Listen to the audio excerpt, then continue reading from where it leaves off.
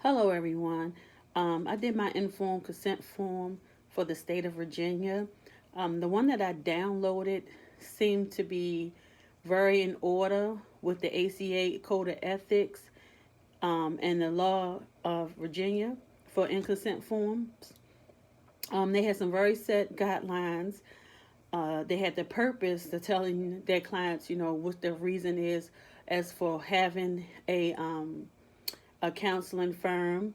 They also had, so that way case that someone wanted to know exactly what they were about before they even started any sessions, and then maybe later on find out that's not where they wanted to go. They also tell you all the services that they offer. They list the treatments that's being used, which I thought was pretty good because sometimes people like to know exactly what's going on before they even think about going there. I mean, if you don't have a lot of information, that doesn't give the client enough to be able to go off of. So then when they get there, they, find out, oh, okay, maybe from the first session or just walking in and say, okay, you know what, I don't want to be here. Um, they also talk about their risk and how they may push you, meaning there will be parts of the treatment that may be easy and it helped you a lot, and then there may be some times that you may be dealing with some difficult situations that you might not want to deal with. And I guess that's kind of good because a lot of times counselors, you go to a counselor, if you ever been to a counselor, there's going to be some subjects that you tell them what your issues are, and then there's a subject that they want to work with you on, but you don't want to deal with it, meaning they may have to bring in the person or persons that help not help, but that was involved in that for you having that particular issue or whatever it is. So I think that's good that they go ahead and let it be known on the out on in the beginning up front. They also talked about their theories that they use, and also they included yoga, which I like because I think yoga is a good meditation form. Help you to release your stress, clear your mind, get your thoughts right. Help you with whatever it is that you're going on, but that's just my opinion. They, also said about their theories is they listed all their theories that they have, and they also encourage the client to go and look up those theories so that they have a little bit information on what it is versus just going in and having them and then they have no idea what they are about. So I thought that was pretty good information that they told the had in a consent form. They do give the background of how they became a counselor, where they went to schooling at, any special trainings that they took, and things of that nature. So I thought that was pretty good. They let you know about the confidentiality and the limits on it, meaning if they have to go to court, certain information that might have to be told. They also let them know that if you at any point in time harm yourself or talking about harming someone else, and if there's abuse or neglect, like for a child or a senior. So I thought that was pretty good that they, let it be known, because a lot of times people just say confidentiality and they don't really know or go into details until something happened, and then they tell that client or clients that this is what's going to happen, and they like, oh, I didn't know. They also discussed about your record, how it's protected by the law and ethical principles. So I thought that was good, but they did not say where they store their records at. I mean, does that mean that you're storing them on your desk? Are they storing on the shelf? Do you have them in a locked cabinet? Like, again, I don't know, because maybe that might be something that they discussed in their first session. So I'm not for sure.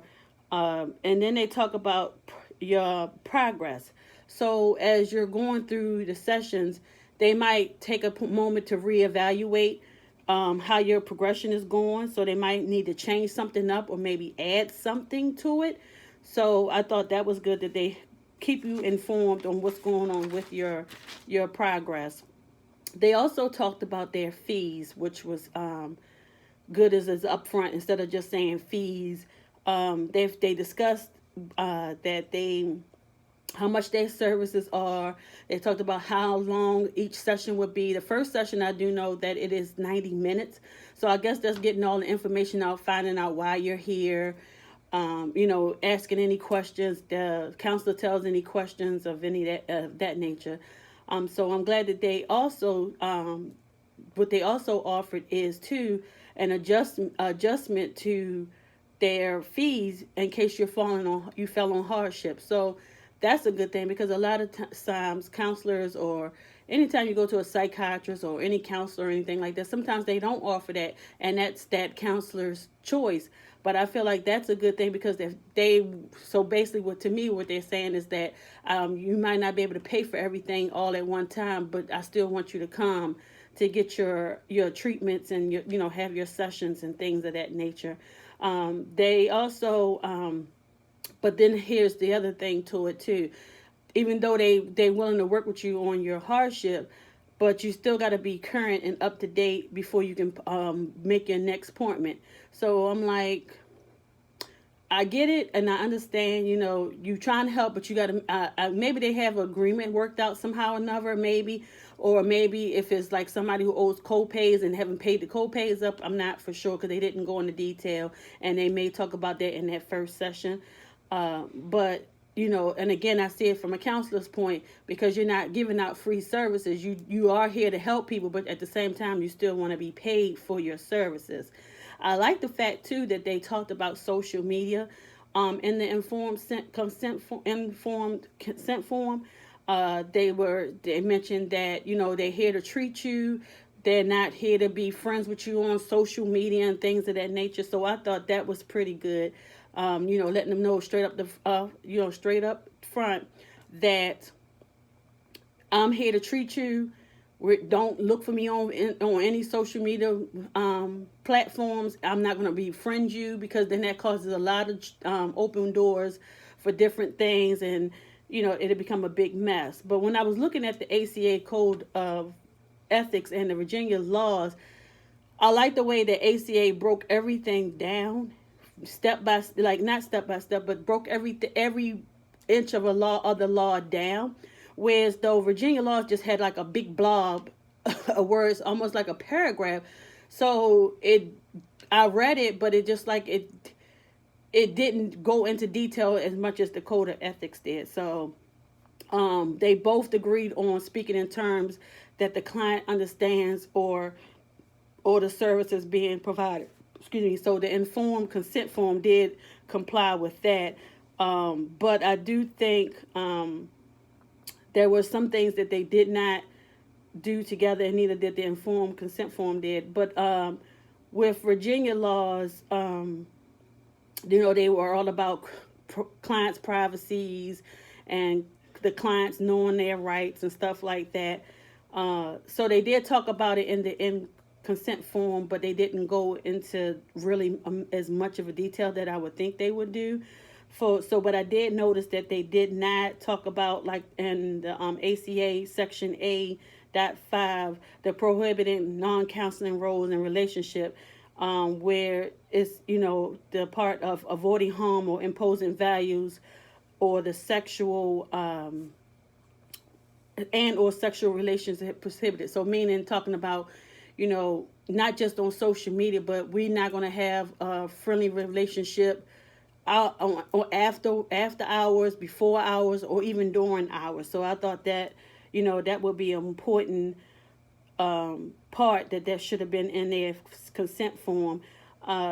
They also found out that it's important to know what is expected. I'm hoping that maybe they will go in depth in their first session, since it is 90 minutes.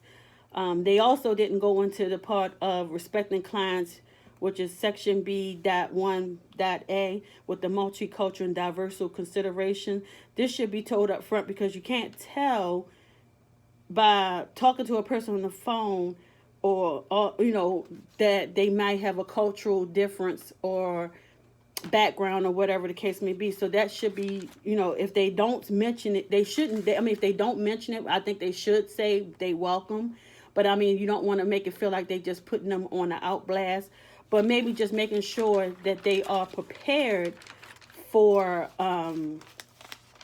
this, just in case. So maybe they are. They didn't mention it.